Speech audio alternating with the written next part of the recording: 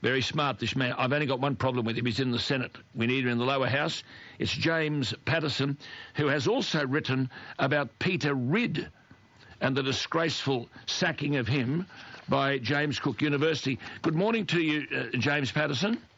Good morning, Alan. And what about Peter Ridd now? They're going to appeal that with taxpayers' money, I might add. It looks like so far, Alan, that James Cook University has spent almost $2 million, including legal fees and the penalty they've been ordered to pay by the federal court to Peter Ridd, in order to silence the free speech of one of their own academics. It's an outrageous case, and I cannot believe, I'm reading in the newspaper this morning, that they're going to appeal, and in order to conduct that appeal, they've hired one of the most expensive QCs in the country. Yes, and it's all done with taxpayers' money. That's right. It's outrageous. Every single dollar that a university gets, it either gets from taxpayers or from students in their fees. Do we really think the best use of that money is to be spent through the courts in order to silence an academic who's speaking out about the quality of the science, in this case on the Great Barrier Reef? Absolutely. Where are you? I mean, you've been very strong on this business about CEOs and others wanting to pursue social agendas and speaking out on social issues and appropriating to themselves the fact that they seem to know what employees and others want.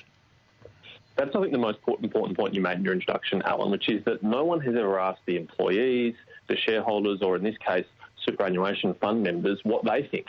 Now, I believe in a free society. You should be able to speak out on whatever you like as a private citizen. But these corporate leaders would have a lot more authority and a lot more respectability if, when they're speaking out on social issues, from time to time they also spoke out on economic issues that are actually in the interest of their shareholders and their employees and their customers. Where were they at the election time? Exactly. As you pointed out, Alan, they were completely silent. They had very little or nothing at all to say about franking credits.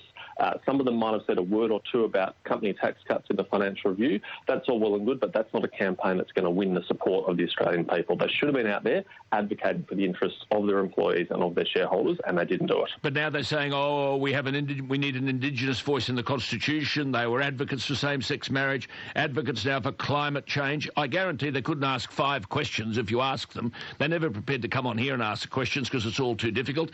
I mean, how do these people, I just want to come back again, how do these people know the views of employees and shareholders? I find it the height of arrogance. Well, they've never asked, Alan, and in the case of superannuation funds, they actually have a legal responsibility called the sole purpose test, which means the only thing that they're supposed to be doing as a superannuation fund is ensuring the best and most secure retirement for their fund members. But instead, as you pointed out, they're out there engaging in activism, pressuring companies, telling them to change their policies on climate change or gender issues or union issues that have nothing to do with the interests of their fund members. Well, now, you sit in the party room, James. I mean, people are genuinely worried out there. Quiet Australians are getting very angry because these sorts of things, you have addressed them, admittedly. But the leadership hasn't, other than making a speech here or there. That's all very well. It's like AGL and closing down coal-fired power stations. When is someone going to start saying, listen, you better come in here and have a meeting, we're not going to cop this stuff, you're playing with other people's money? Well, Alan, I was very encouraged by the speech given just a few weeks ago by Ben Morton. He's the Assistant Minister to the Prime Minister, very close to Scott Morrison. James, I had him on the program. James, I had him on the program, and the board went into meltdown. It went into meltdown. Ben wasn't that good, I have to tell you, James, but sorry. You need advocates. You're one, but who is doing this? Well, let me tell you, people like Ben Morton don't give speeches like that without some encouragement, Alan, and I think he was speaking for the whole government when he said this is not good enough from corporate Australia and we expect better. Absolutely. Good on you. Good to talk to you, and we'll keep talking.